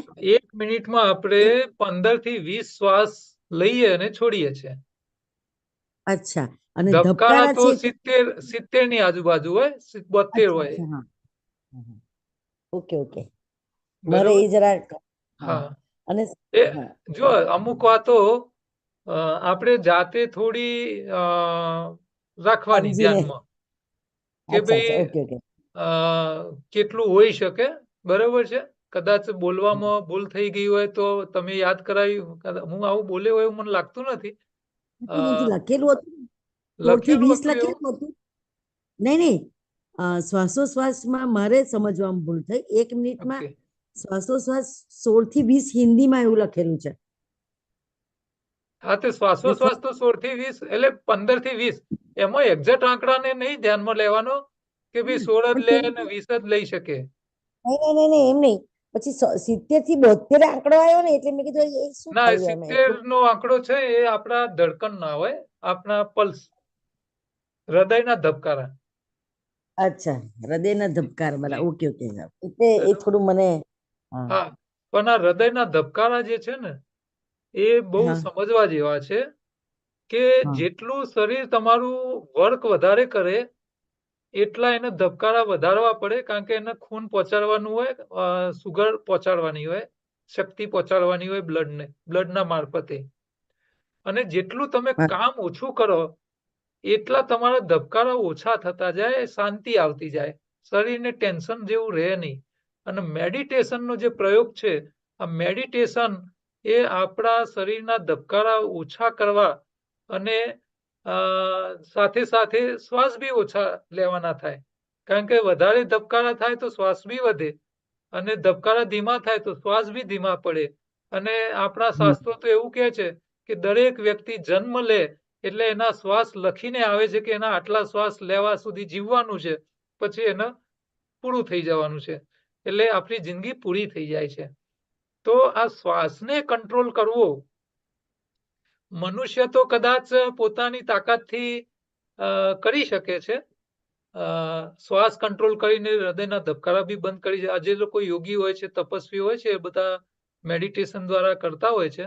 પણ તમને એનું સરસ એક એક્ઝામ્પલ આલું, પ્રશ્ન નીકળ્યો છે તો, કે દેડકા હોય, આ દેડકા જે હોય છે એ ચોમાસામાં ખાઈ ખાઈને, પાણીમાં તળાવમાં જીવાતો હોય એ બધું ખાઈ ખાઈ અને શરીરને બહુ મોટું કરી નાખે, મોટો ફ્રોગ બની જાય।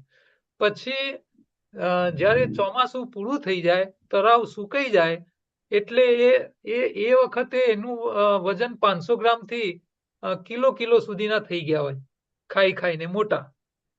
પછી તળાવ સુકાઈ જાય, હવે તળાવમાં પાણી રહે નહીં તો જીવી ના શકે, એટલે એ લોકો તળાવની અંદર જમીનમાં ઉતરી જાય 5-7 ફૂટ 10 ફૂટ સુધી, કારણ કે માટી ભીની હોય એટલે એ નીચે ઉતરી જાય।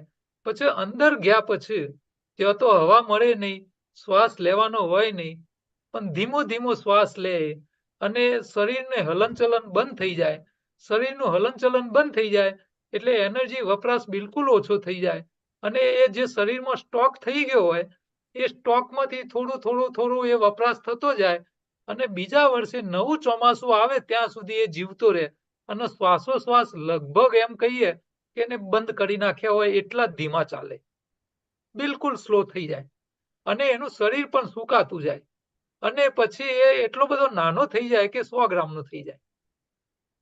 બીજા વર્ષે જ્યારે વરસાદ આવે, તળાવમાં પાણી ભરાય અને એ જે રસ્તેથી જે જમીનમાં અંદર ઉતર્યો હોય ત્યાંથી એ પાણી નીચે જાય એટલે પાછો એને ખબર પડે કે ઉપર વરસાદ આવી ગયો છે, પાણી આવી ગયું છે, એટલે પાછો એ નાનો દેડકો બહાર આવી જાય।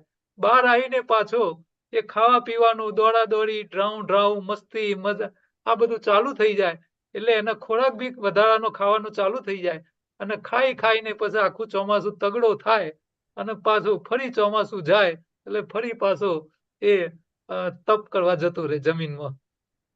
તો આ દેડકો જે છે ને એ આ દુનિયાના તપસ્વીઓ કહેવાય કે એ જે તપ કરે છે, કારણ કે 3 મહિના ભોજન કરવાના અને 9 મહિના ઉપવાસ કરવાના.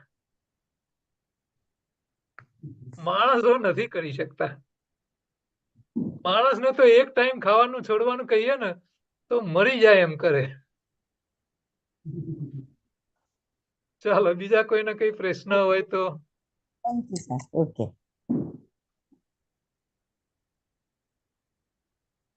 તો મને એવું લાગે છે કે કોઈને કઈ ક્વેશ્ચન છે નહીં.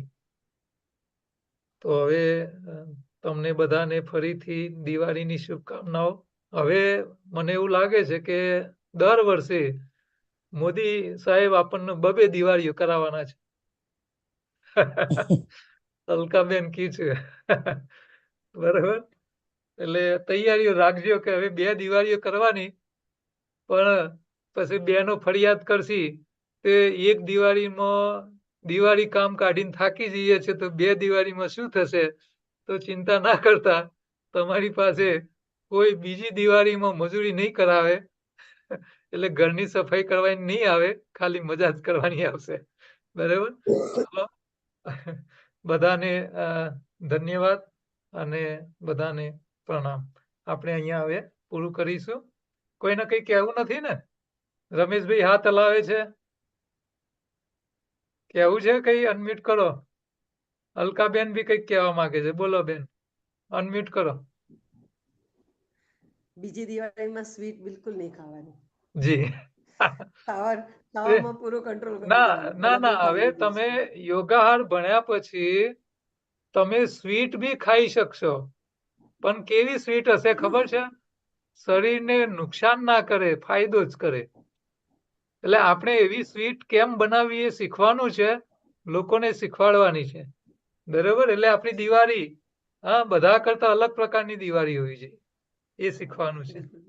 બરોબર. થોડાક મસલ્સ ને સ્ટ્રોંગ બનાવવા વારંવાર મારે એક ક્લાસમાં બેન આવે છે, તો ઘૂંટણની જે પાછળનો જે ભાગ હોય ને ત્યાં વારંવાર એને આપણે ખેંચાય છે. એ પ્રશ્નો લઈશું પછી. અમૃતભાઈને કંઈક કહેવું છે. એ આપણે શું છે કે દરેક ડિઝીઝ વાઇઝ દરેક વસ્તુને સમજીશું. આપણા પહેલા પ્રાઇમરી ટોપિક આપણા પૂરા થઈ જાય કે આપણી કુદરતની નેચરની આખી સિસ્ટમને સમજી લીધા પછી આપણે રોગો ઉપર જઈશું. બરોબર છે. અને એ વખતે આપણે ઘણું બધું શીખી શકીશું. અમૃતભાઈ બોલો. મારે કઈ કહેવાનું છે નહીં. जी, हाथ अज्जर कर लीजिए. धन्यवाद धन्यवाद और नमस्कार. आप जो अच्छी तरह से टीचिंग करा रहे हैं और आपका जो गाइडेंस है ये एक बहुत अच्छे प्रकार का टॉप लेवल का मैं समझता हूँ. तो मैं सभी को बस यही रिक्वेस्ट करता हूँ कि सभी लोग ज्वाइंट करें. आपने जो आज व्यू वो पॉइंट रखा था कि कितना ज्वाइंट करने वाले हैं, कितना नहीं ज्वाइंट करने वाले हैं, ऐसे खरे खरे व्यू पॉइंट निकालने नहीं पड़ेगा. 100% लोग ज्वाइंट करें, ऐसा मैं सभी को लिए रिक्वेस्ट करता हूँ, क्योंकि ये बहुत आपकी भावना अच्छी है, लेकिन हमने ये इसीलिए रखा है कि भी मान लो किसी व्यक्ति को, क्योंकि हम सोशल है और किसी को कोई ना कोई काम आ जाता है. आज दिवाली थी तो कई लोग नहीं ज्वाइन कर पाए, इसके लिए हमने उसका वीडियो की लिंक का भी ऑप्शन रखा है. हम इतने जड़ नहीं रहते हैं कि भी सबको लाभ न मिले. ये लाइव होने का फायदा एक ही है कि आपके मन में कोई सवाल है तो आप बाद में पूछ सकते हो और इसका फायदा ले सकते हो. और जब आमने सामने बैठते हैं तो उस टाइम एक अलग प्रकार के सिग्नल्स आते हैं और उसका फायदा कुछ अलग होता है. हम यहाँ टीवी पे देख के अयोध्या में बैठे राम के दर्शन करें और अयोध्या खुद चले जाए और वहीं जाके दर्शन करे तो इसका बहुत अलग ही परिणाम होता है. क्योंकि लाइव में क्या है, एक एकाग्रता जो होती है, एकाग्रता आती है, उसका बहुत महत्व है. हाँ, नहीं, हर एक काम का फायदा और सब कुछ है ही. तो जिन लोगों को अनुकूल नहीं है फिर भी उनको कुछ सीखना है तो फिर हमको ऐसा नहीं रखना है कि तू क्लास में आएगा तभी तुमको पढ़ाएंगे. ठीक नहीं है, नहीं, बराबर है। आपकी आपकी जो मैनेजमेंट है योजना, उसको मैं धन्यवाद करता हूँ। ठीक है। चलो, आप सबसे बड़ी उम्र वाले दादा है हमारे। अमृत भाई अमेरिका से हमारे क्लास में ज्वाइंट हुए हैं, तो हम सबकी ओर से आपको धन्यवाद देते हैं, क्योंकि इतनी उम्र में भी आप कुछ नया सीखने के लिए तैयार हो गए हैं। ये मैंने तो और सीखी। हमारा तो हमारा जो समय है वो डिफरेंट है। आपका रात का समय, हाँ हमारे हाँ, का તમાર समय है। તમારે સવાર પડી હશે, પણ અહીંયા તો રિટાયર્ડ માણસો, દેખો હવે દાદાની વાત નીકળી છે, તો જરા એક રિયાલિટીની બી તમને હું વાત કરી લઉં કે વિકસિત દેશો જે છે, અમેરિકા, ઓસ્ટ્રેલિયા, ફ્રાન્સ, જર્મની, આ ઇંગ્લેન્ડ, આ જે વિકસિત દેશોના જે રિટાયર્ડ માણસો છે, એ લોકો શરીરને સારું રાખવા માટે રિટાયર થયા પછી કંઈક ને કંઈક કામ કરતા રહે, અને એ કામ કેવા ભાવ સાથે કે હું કામ કરીશ, મારે કોઈ વળતર એટલે કે એનો કોઈ પગાર નહીં જોઈએ, ફક્ત હું મારા શરીરને સારું રાખવા માટે હું આ કામ કરું છું, અને શોખથી કામ કરતા હોય છે. એ લોકોની માનસિકતા આવી હોય છે. જ્યારે ઇન્ડિયામાં હું જેટલા રિટાયર માણસોને મળ્યો છું અને એમને એમ કહું કે હવે તમે રિટાયર છો, કંઈક સારા કામ માટે આવો ને અમારી સાથે, આપણે કંઈક સમાજના માટે કંઈક કામ કરીએ, કંઈક લોકોનું ભલું થાય, તો આપણા ઇન્ડિયાના રિટાયર માણસો પહેલો સવાલ એવો કરે છે, તમે અમને શું આપશો?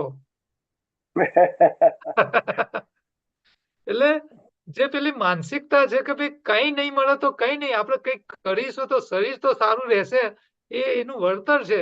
આ વળતર છે એવી સોચ બી નથી આપણા લોકોમાં. તો પેલા લોકો ભલે બીજા ધર્મના હશે, ગમે તેવા હશે, પણ માનસિકતાનો બહુ મોટો ફરક છે. એટલે આપણા લોકોએ આ થોડું સમજવા જેવું છે, શીખવા જેવું છે. આપણા જે કઈ વડીલો છે રિટાયર થયેલા, એ લોકોને આ વાતો કહી અમને એમને કહેવાનું કે તમે એક્ટિવ રહો, કંઈક કરતા રહો, ભલે ધર્મનું કામ કરો, સમાજનું કામ કરો, શિક્ષણનું કામ કરો, તમારામાં જે આવડત હોય, પણ વળતરની અપેક્ષા નહીં રાખો. તમે કામ કરશો તો લાંબુ જીવશો, અને તમને જીવવાનો આનંદ આવશે, અને કંઈક કર્યાનો સંતોષ મળશે. ખાલી આટલી સમજ આપીશું તો કદાચ ઘણા લોકો આવા કામે વળી જશે, તો બી આપણું ઘણું મોટું કામ થશે. ચલો, રાજેશભાઈ, જો વળતરની જે વ્યાખ્યા કરી એમાં પણ તમે બીજાનું પરોપકાર કરો ને, એ વળતર જ છે. હા, એ વળતર છે, પણ આવું માનતા નથી ને લોકો. ચાલો, હવે આપણો સમય ઉપર જઈ રહ્યો છે, આપણે હવે પૂરું કરીશું. ચલો, સૌ બધાનો ધન્યવાદ. નમસ્કાર.